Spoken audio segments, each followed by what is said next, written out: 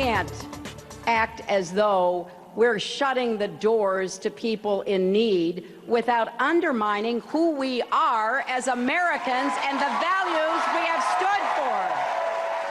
Hillary Clinton on the campaign trail earlier this month saying she's willing to accept Syrian refugees.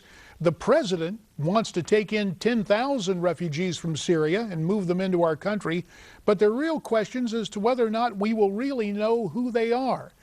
And as the recent attacks in Paris show us, well, there are dangers in accepting some refugees. Still, the White House wants to quell fears. They put out this new video detailing what the refugee screening process looks like.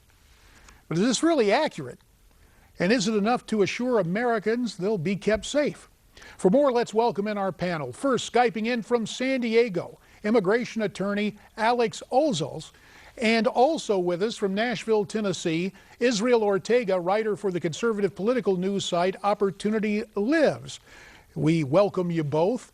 And as we take a look at this, in terms of the numbers, 80% of Republican voters say no to refugees, but we're hearing the Democrats say, quote, taking in refugees in times of crisis is simply the right thing to do. Israel, is it the safest thing for us to do right now?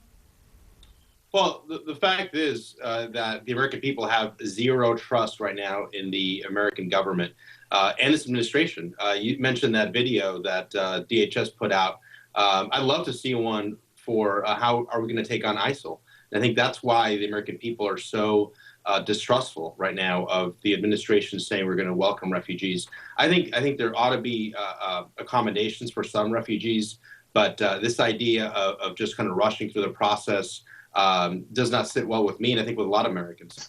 So, Alex, let me ask you, what about this screening process? Are we getting accurate information from the White House and DHS when it comes to these people being effectively screened and vetted? I think a lot of the information we're getting from everyone is a little bit off, and you nailed it on the head there saying the 10,000. We've recently heard Donald Trump and a couple other candidates have said that President Obama is trying to let in 100,000, 250,000 refugees. That's not correct. The law says 85,000 a year for refugees and 10,000 from Syria. Now, further, recent studies have shown that only 2% of those refugees coming in are military-aged men. Yes, I think there needs to be further procedures, and I don't know if they have those in place right now. I don't think they have them in place as serious as we need to get into these background checks. I agree there needs to be background checks, but I think that there needs to be a lot more. I think that Hillary Clinton doesn't have it right quite yet. Well, here's a situation we're just hearing about today. The Drudge Report, citing an article, and I forget the source, but it went back and checked green card holders right now from Muslim countries over the past 5 years number more than 500,000. I think over 750,000. And it looks like if you would do that for the next 5 years, which apparently will go on, you would have a population of people from Muslim countries exceeding the current size of Washington, D.C. So Israel, is this a case again where the U.S., citing UN numbers, are using numbers that are highly suspect? It's possible, and again, I think it's I think the American people would be more welcoming and more accommodating. And this is, by the way, this is not just Republicans who are expressing concern. As you know, a governor in Maine, if I'm not mistaken, or New Hampshire, also sided with Republicans, on many Republican governors on this.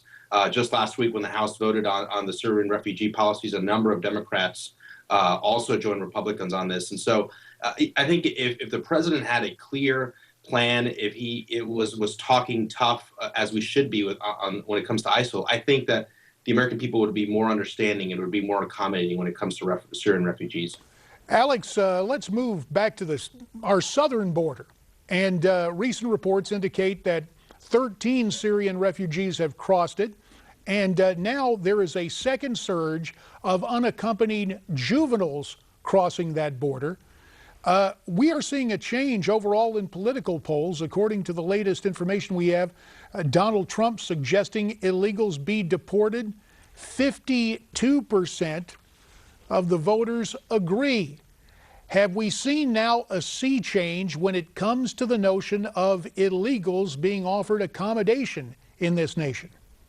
I think it's changing a little bit, but I do have to say, I think that it's because Donald Trump's going out there and he's, saying these things and making these claims, and he's doing it quite aggressively to try and get, people watching and people understanding what his cause is about. Living in San Diego, we live right by the border. We don't see these issues every single day. Yeah, but isn't that because you guys have a border wall? Because Duncan Hunter Sr. and the other people in Congress actually had an effective wall built down at your border to your south? We do have a border wall in San Diego. It's not, there's people that still cross and there's people that cross illegally. I wouldn't contribute, lack of crime to be because of the border wall. This isn't something that's out of control. We don't see fires in San Diego and cars being tipped over and crime just because of these illegal immigrants. It's a portion of it, but it's not everything that has to do with the crime. Israel, final 20 seconds to you. Even being a portion, it is concerning. And the first act someone has in crossing our border illegally, that is a crime. That's why so many Americans are concerned, are they not? Absolutely. Look, we're a country of immigrants, but we're also a country of laws, and I think the president sometimes forgets that. That's why he was recently rebuked by the lower courts on his unilateral immigration move. And so I think that should be a guiding principle. It should be we're a country of laws, welcoming, but also there needs to be a due process. Yeah, and to be welcomed, you have to be invited in. But we all give thanks that we are here in the United States. Alex from San Diego, Israel from Nashville, Tennessee. Gentlemen, you have our thanks, and a happy Thanksgiving to you. And there is more ahead as we continue on this Thanksgiving Eve. Stay tuned.